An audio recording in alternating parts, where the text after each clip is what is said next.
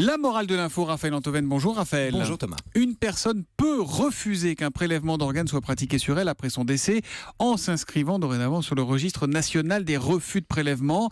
C'est sur le texte du décret applicable depuis le 1er janvier dernier qui durcit les conditions de refus du prélèvement d'organes que vous avez choisi de vous pencher ce matin. Mais oui, parce que en principe, depuis 1976, tous les Français majeurs décédés sont des donneurs d'organes, sans qu'ils aient à formuler leur consentement explicite. Qui ne dit mot consent.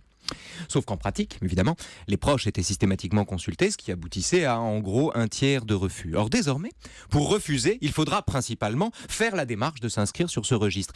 Par l'effort qu'il demande, ce décret renforce la présomption de consentement du défunt, tout en réduisant la possibilité pour la famille de s'opposer au prélèvement d'organes. Bon, alors évidemment, on mesure les bienfaits d'un tel décret compte tenu du nombre croissant de personnes qui attendent une greffe, et pour ces personnes, c'est une question de survie. Mais est-ce qu'il n'y a pas une certaine violence dans ce dispositif qui risque de mettre des gens en deuil, en quelque sorte, devant le fait accompli? Oui, c'est une violence qui s'ajoute à la violence de la perte. Mais c'est une violence nécessaire. Nécessaire? Oui, parce qu'il n'est pas normal que le taux de refus, Thomas, avoisine les 35%, alors que 80% des Français se déclarent par ailleurs favorables à donner leurs organes.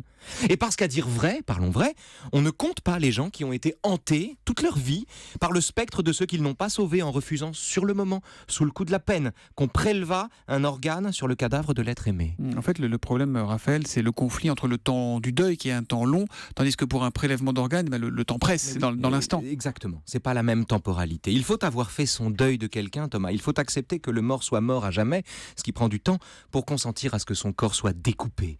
Or, nous n'avons pas ce temps-là. La décision qu'il faut prendre dans la minute est une décision qui, en elle-même, suppose un long travail de deuil, c'est ça la difficulté. L'intégrité physique d'un cadavre n'a aucun sens, à moins que ce cadavre ne soit confondu par la tristesse avec l'être humain que ce corps abritait de son vivant. Et c'est ça qui explique les tensions entre une famille stupéfaite par la mort le plus souvent accidentelle d'un proche et une équipe médicale qui, sans être inhumaine, bien sûr, mais voit déjà dans cette mort et ses organes encore chauds l'occasion de sauver une autre vie.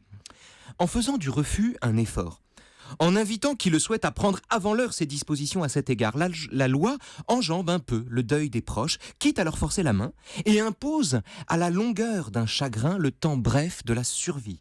Mais c'est à ce prix que l'inutile préservation d'un cadavre chéri l'emportera moins qu'avant sur le sauvetage nécessaire d'un corps indifférent. Et la morale de l'info? La vie ne s'arrête pas à ma vie. La vie ne s'arrête pas à ma vie. Plaidoyer pour le don d'organes signé Raphaël Antoven. Et on a une pensée évidemment pour Pierre Ménès, notamment, qu'on entendait tout début janvier et qui vit aujourd'hui parce qu'il a eu un double don d'organes. Et on pense à tous ceux qui attendent en ce moment qu'un organe puisse leur sauver la vie. Qui attendent, voilà. Merci beaucoup Raphaël, à demain matin.